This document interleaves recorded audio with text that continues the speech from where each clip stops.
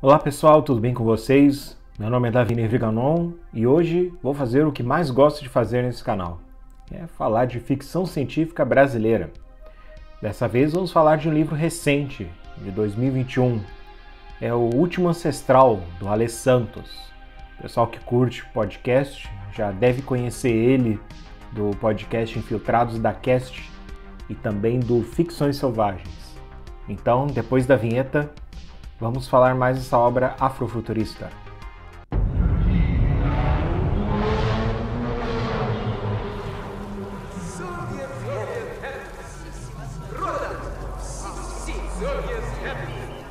O Último Ancestral é o mais recente e certamente o maior lançamento literário da ficção afrofuturista no Brasil até o momento. Isso já podemos medir pelo alcance que a obra ganhou até o momento.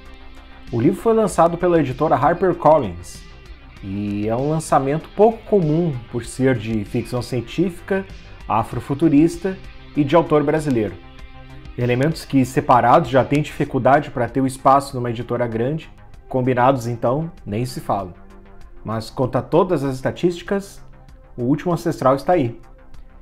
O livro se passa no futuro distante, no distrito de Nagaste, que parece ser um Rio de Janeiro, onde acompanhamos Elijah, um ladrão de carros especialista em fugas que vive em Obambo, uma favela onde vivem quase todos os negros segregados pelo governo ditatorial de Nagaste.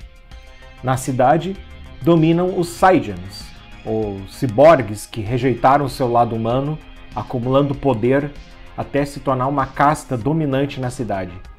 Eles instauraram uma ditadura segregacionista que persegue a população de Obambo e qualquer manifestação religiosa.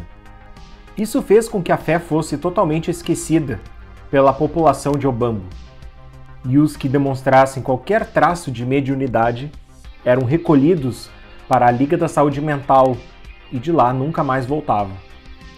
É esse perigo que Elijah tem que enfrentar quando a sua mediunidade desperta e ele precisa aprender a dominar suas habilidades para defender a si mesmo e o povo de Obambo.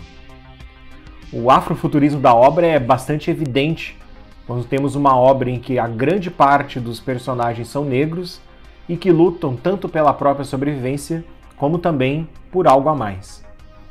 Temos também o afrofuturismo na mistura da ficção científica com fantasia, que fluiu muito bem nessa obra. Aliás, ela flui durante a leitura em diversos aspectos.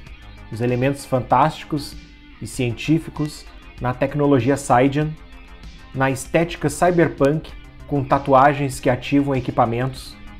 O autor não se perde em explicações excessivas para unir os elementos tecnológicos e os de fantasia urbana, onde os espíritos se manifestam digitalmente. Tive uma agradável lembrança com Count Zero, do William Gibson, onde as entidades da Matrix se identificam com os Loas do Voodoo, mas em O Último Ancestral ocorre o inverso. São as entidades, aqui tiradas das religiões de matriz africana no Brasil, que se manifestam no mundo digital.